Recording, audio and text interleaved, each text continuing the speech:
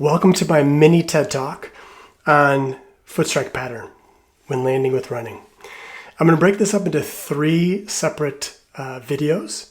Longer form on YouTube, shorter form 90 seconds or less on Instagram. So I'm going to go over my recommendations for each and what are some of the biomechanics, what are some of the implications of if we were choosing to land on this part of the foot, what's that associated with, and what are some of the consequences? So here it is, the main 2 bullet points. The only way to get here, to land on your forefoot, to even be in the position to be able to land on the front part of your foot, call that the forefoot, is to bound, to jump, or to break or slow yourself down, overstriding. The only way to land on your forefoot is to inefficiently jump or break. So before we go into the 2 common inefficiencies, what makes up good running? What are the essential mechanics and characteristics of forward motion? That's the key. Forward motion. So think of it in terms of arrows. What is creating this forward motion? There's 2 things. One is the muscles. All of our muscles, it's like a giant lever pulley system. Starting point of a muscle, ending point. When a muscle contracts and it shortens, it creates movement. So we talk about the push with a tush and gliding. What that means is of all the work that I'm putting in from the muscles, we're optimizing forward movement. The second is gravity. The muscles are propelling us forward. And the second thing is gravity, this constant downwards arrow, this pulling us towards the earth. By having appropriate lean, it's going to cause free potential energy. So the 2 main characteristics of efficient running are gliding, going horizontal, and 2, leaning and allowing gravity to work with you and not against you. What do those look like if we're not gliding and we're not properly leaning? What's going to happen? Again, think of arrows. Any arrows that aren't contributing to forward movement, it's inefficient. So if we're not using the muscles, the push with the tush, appropriately, this is what it's going to look like. We're going to blend this upwards motion, or jumping plus running equals bounding, and we're going to get into this. And the other one is the lean. When we run, when we move forward, we need to lean forward. And not only that, where we lean from needs to be at the ankles to allow this momentum to continue going forward. Because if not, it's creating this arrow in the opposite direction. It's slowing us down. So efficient, inefficient, these are the 2 patterns. Let's get into a little bit more. So the first component, in order to land on your forefoot, you must be bounding or jumping. Here's what it looks like in real time. I'm going to play the video, and I want you to focus on the makeshift ceiling that I made, where I'm 6'1", I measured it out. That cardboard is placed at 6'1", and I want you to notice the difference between bounding and gliding of going horizontal. Take a look.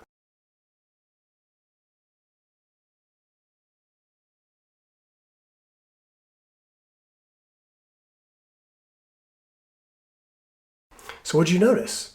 I was bonking my head. The characteristic of efficient running is gliding horizontal. The only way for me to bound and to jump is to use my calves. I talked about when we propel your body forward, we want to use the glutes, the push with a tush, push the ground backwards to move forward, not the calf muscles and not the quads to jump. So this is when you are jumping, when you are in place, or you're doing a sport like basketball where it is advantageous to go higher and forward, the only way to do that is to land on the ball of your foot, to land on the forefoot. So watch this video where When I'm leaving the ground, I'm using my calves, I'm going straight up, and I'm coming straight down. Since my calves are what's responsible for lifting me vertical, they're also responsible for lowering. Concentric, the muscle is shortening. Eccentric, the muscle is lowering and lengthening and absorbing that impact. Take a look.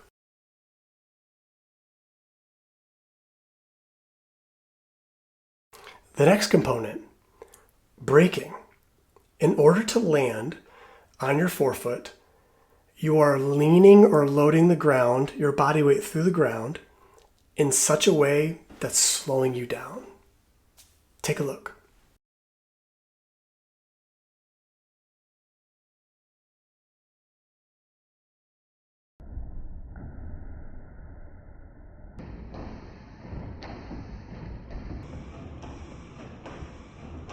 So what did you notice? One of the common arguments is if you land on your heel, you're landing out in front of your body, you're slowing yourself down. The further in front that you land, the more it slows you down. But think about it and take a look. If I'm making contact with the front part of my foot first, that's actually occurring further away. That's slowing down. And if you could hear the volume of the sound it makes, the louder the sound, the more impact my body is taking. When I'm meeting the ground, when I'm striking the ground with my forefoot, that is active. That doesn't just naturally happen. You have to think to actively do that. And that causes your calf muscles to work, and we're hitting the ground. It's like speeding up to a red light. It's unnecessary. So the reason why this is associated with the leaning is, if you have the appropriate lean, it's near impossible to land on your forefoot. People won't do it. Why is that? Because of this. Take a look. If I have the appropriate lean and my foot is skimming the ground and gliding, for me to have that extra effort to point my toe down to meet the ground, it stops us. So our body doesn't do that, whether we're walking or running, if you had that lean. So as a result, what will happen is we will naturally lean back. We'll lean back in order to do that. If you take a look at anybody that's landing on their forefoot, you will see they're not leaning. Why is the lean important, and where do we get the lean from? The ankle, hinging at the ankle. If someone's moving forward and you see their body, their torso completely vertical, if they're doing that while they're moving forward, that 12 o'clock posture, my weight stays back. I'm arched, locked out with my lower back. And as a result, I'm forced to land and load in front of me to slow me down or to brake. So that leaves the second part. In order to lean forward at the ankles, the calves have to allow that. And we talked about when we're jumping, we're pushing down, that's not going to allow the body to appropriately lean at the ankles. The muscles, the calves have to stay relaxed. And the reason why this is advantageous is if I'm leaning at the ankles, it shifts my center of mass forward. And if I were to pick up that stick, I fall forward. That's the arrow number 2. Phrenergy. Gravity is creating that. If I'm not leaning at all, there is no forward motion occurring at all. So that is why the ankle and the lean is so key. Let's wrap this up. Why I do not recommend landing on your forefoot. It slows you down. You're going to be spending more time up in the air and vertical and less time horizontal. It's going to slow you down. It's going to shorten your stride.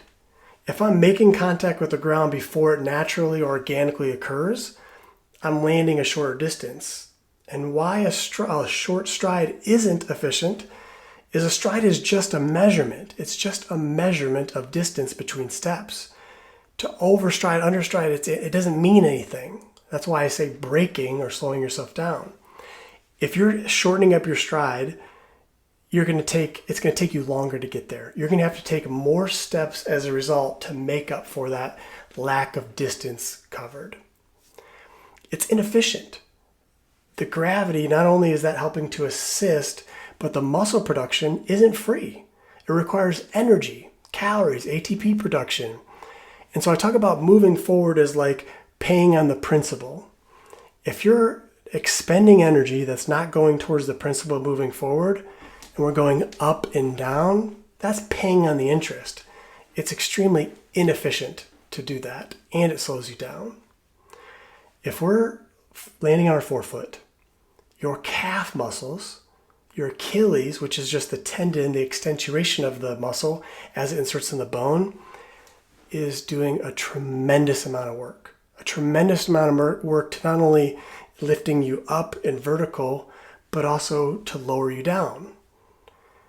What goes up must come down. The further that you go up, the further you come down, the higher amplitude of force. You're going to be taking more force as a result of going higher off the ground. Every action equal and opposite reaction. And the final piece was braking. If I'm trying to move forward and I'm doing anything that is not conducive to that forward motion, I'm going to be leaning backwards because you can't have the appropriate ankle and land on the forefoot at the same time. You are going to be forced to lean back. Watch, you'll see everyone that you see landing on their forefoot, they're not going to have that efficient 12:30 posture where the torso is at 12:30, not 12 o'clock, not 1 o'clock. So in summary, to even be able to get in a situation to land on your forefoot, you're going to be doing one of two inefficient patterns: jumping or braking or slowing yourself down. Stay tuned for midfoot and also rear foot. Let me know your comments below.